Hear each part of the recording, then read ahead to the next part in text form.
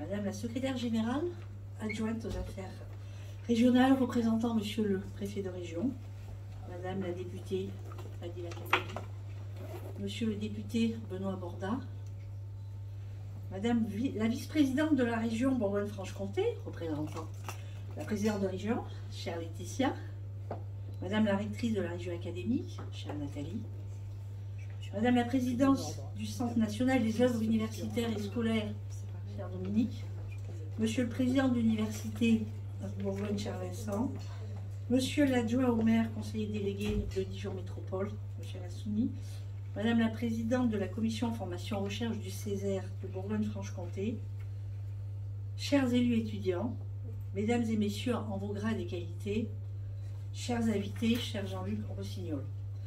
Bienvenue à vous et merci sincèrement à vous d'être présents. Je suis ravie de vous accueillir à la résidence Mansart, située au cœur du campus de Dijon.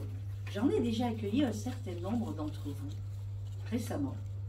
Madame la députée, Monsieur le député, Madame Collinet, ville de Dijon, qui s'est excusée mais qui devait aussi être présente, je vous ai déjà accueilli à la résidence Beaune, résidence dont on a beaucoup parlé, résidence vieillissante, résidence emblématique de logement désuet avec des sanitaires partagés notamment, avec quelques difficultés des nuisibles, mais des protocoles qui ont été salués par tous, mais d'où sa réhabilitation prochaine évidemment.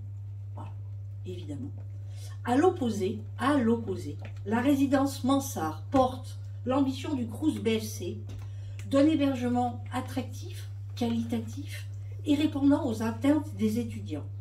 Composée de 6 pavillons, cette résidence est véritablement une illustration concrète de notre engagement en faveur du bien-être étudiant, de la réussite des étudiants et de notre détermination à répondre à leurs besoins. Et je tiens ici à remercier particulièrement nos partenaires dans ce projet, l'État, la région et le CNUS, Centre national des œuvres universitaires et scolaires, grâce à qui cette réhabilitation complète des 6 pavillons d'un montant de 26 millions d'euros a pu aboutir. Des années 60 à aujourd'hui, cette résidence Mansart a su évoluer dans son offre, de la chambre traditionnelle à la chambre confort, de la studette, voire même à de la colocation. 2005, première réhabilitation, Auxerre. 2022, dernière réhabilitation, Mâcon. Entre-temps, depuis la construction, plus de 50 000 étudiants qui sont passés dans cette résidence. Nous avons également accordé, la question m'a été posée et je le confirme, nous avons également accordé une attention particulière à l'accessibilité afin de garantir que tous les étudiants puissent bénéficier de ces installations.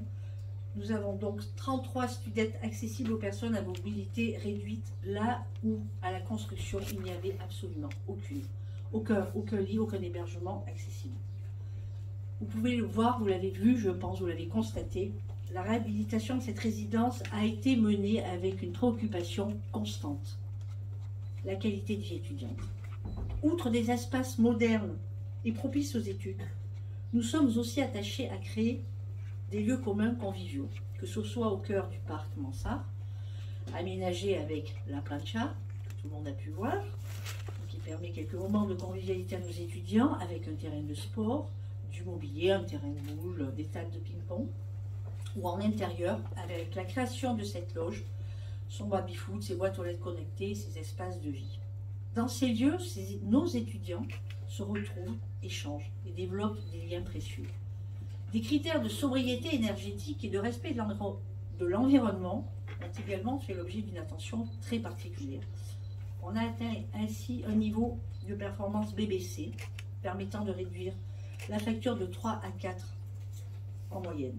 Notre fibre environnementale est aussi visible avec l'installation de nos petites ruches, avec 3 ruches là-bas. Vous aurez donc du miel si vous souhaitez en ramener bien volontiers, que l'on vous donnera bien volontiers. L'installation de 3 ruches ou d'une cuve là, sur le toit de Mâcon, je crois que c'est 6 000 litres, je ne sais plus si c'est trop 6 000 litres, mais enfin qui récupère les eaux pluviales et qui permet finalement d'arroser les plantes et les fleurs qui sont devant la résidence. En fait, cette résidence Mansart s'inscrit dans un environnement foisonnant de vie étudiante. Sa proximité avec le rue Mansart, le théâtre Mansart et les établissements du campus favorise évidemment les échanges culturels, artistiques et intellectuels.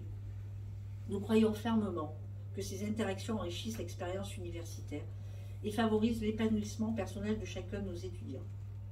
Pour terminer, je partage avec vous la réhabilitation de nos hébergements s'inscrit dans une véritable dynamique avec d'autres projets sur le territoire dijonnais.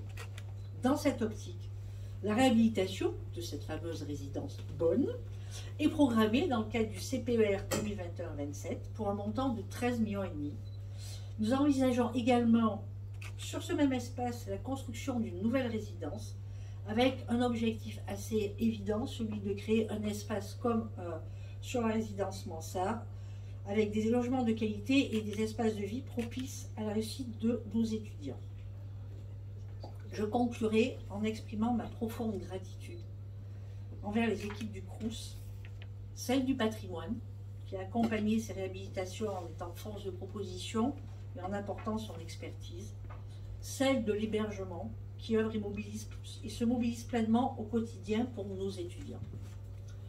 Et remercier également tous nos partenaires, l'État, la région, les établissements d'enseignement supérieur du campus, la ville de Dijon et Dijon Métropole, pour les projets que nous portons ensemble avec une vision commune au bénéfice de la vie étudiante. Que cette résidence soit, encore et pour de longues années, le théâtre de rencontres mémorables, de réussites et de souvenirs inoubliables.